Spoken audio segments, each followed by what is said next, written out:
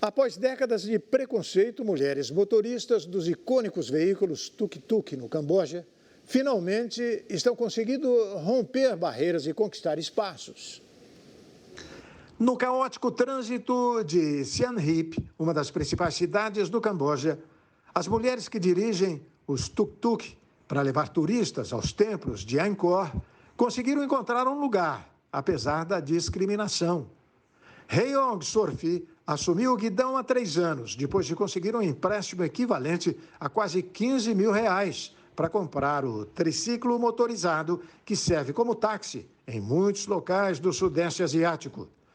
Em um país com valores patriarcais, os colegas homens tentaram desiluadi-la por meio de atos de intimidação física e verbal, que dificultaram a jornada.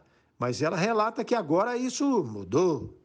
Em geral, as mulheres não trabalham como os homens porque o público acha que somos fracas. Mas quando convivemos com os motoristas homens todos os dias, conquistamos o coração deles. Eles pararam de nos discriminar, eles acham que somos iguais a eles. O rendimento médio de um condutor de tuk-tuk em Phnom pode alcançar valores equivalentes a cerca de R$124 por dia. Mas em outras províncias, os ganhos podem ser muito menores. No início foi difícil aceitar o fato de ser uma motorista de tuk-tuk. Nunca pensei que conseguiria fazer isso. Mas devido às condições de vida, que se seguiram às dificuldades enfrentadas pela minha antiga empresa que abandonei, vejo a condução de tuk-tuk como um trabalho. Apesar dos recentes esforços do governo, o Camboja continua a se caracterizar por uma grande desigualdade entre homens e mulheres. De acordo com o relatório da ONU de 2022, as empresas de propriedade de mulheres lutam para conseguir financiamento nos bancos. O documento observa ainda que os negócios têm menos chances de serem registrados e, portanto, se beneficiarem de ajudas estatais em uma economia dominada pelo setor informal. Um policial israelense agrediu um fotógrafo palestino nesta sexta-feira. O homem ferido foi atendido pelo serviço de emergência, enquanto a polícia anunciou que os agentes envolvidos foram imediatamente suspensos. Uma cena de flagrante violência contra jornalistas foi capturada nesta sexta-feira em Jerusalém Oriental. As forças de segurança de Israel contrataram o fotógrafo palestino Mustafa Al-Kahofi, que trabalhou para a agência de notícias estatal turca Anadolu. O repórter da AFP que o acompanhava foi retirado pelos agentes do local. Mais imagens capturadas pela CNN turca mostram toda a cena. Primeiro, o oficial dá socos no jornalista durante a discussão. Depois, investe contra ele com a arma, olhando para o rosto de Mustafa. O vídeo segue e o militar chega a engatilhar sua arma, mas um colega dá um mata-leão no fotógrafo e o joga no chão. Começa então uma longa sequência de chutes e pontapés.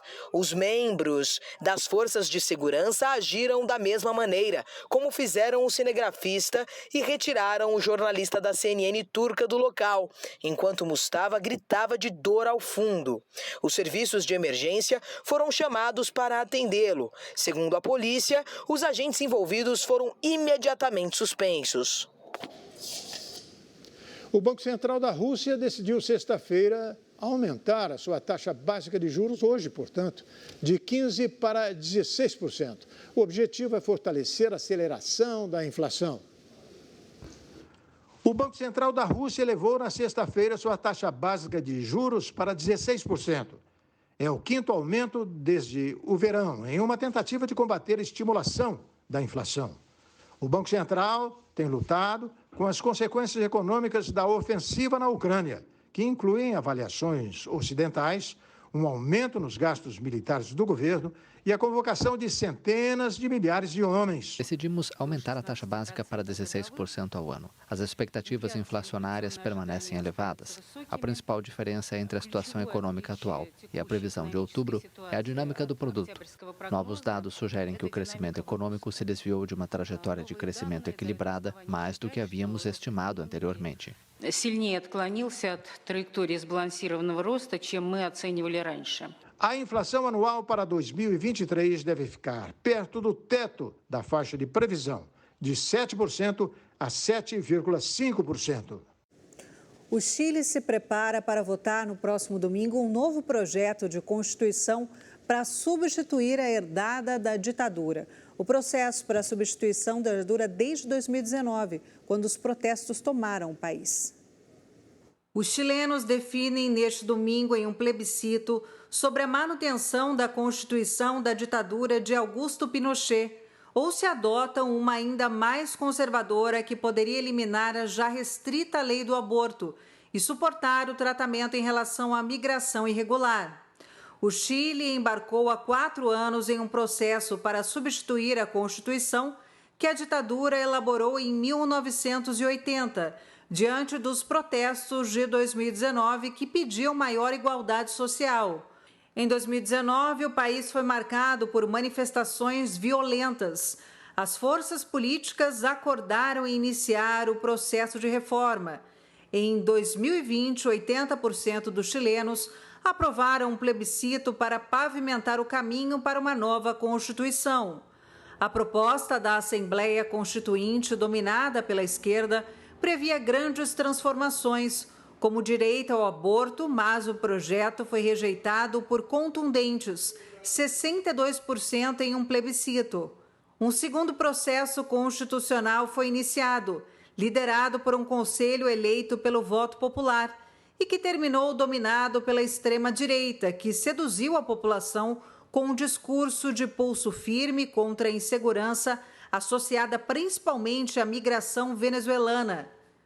Apesar da atual Constituição ter passado por várias reformas que eliminaram as normas mais autoritárias, ainda divide o país de 20 milhões de habitantes, com 70% nascidos depois da ditadura. A proposta a ser votada aprofunda o caráter conservador da atual Carta Magna. O texto vigente protege a vida do que está para nascer, enquanto o projeto amplia a proteção, o que os promotores afirmam que consagra o direito à vida desde a concepção. No meio da preocupação crescente dos chilenos com a segurança, vinculada à chegada de estrangeiros, a nova proposta estabelece a expulsão no menor tempo possível de imigrantes irregulares. Depois do intervalo, o Fluminense treina pela primeira vez na Arábia Saudita, pensando já, claro, na estreia do Mundial de Clubes. Campanha de Natal incentiva a adoção de animais idosos com mais de 8 anos. O Brasil News vai para um rápido intervalo e voltamos já já. Fique com a gente.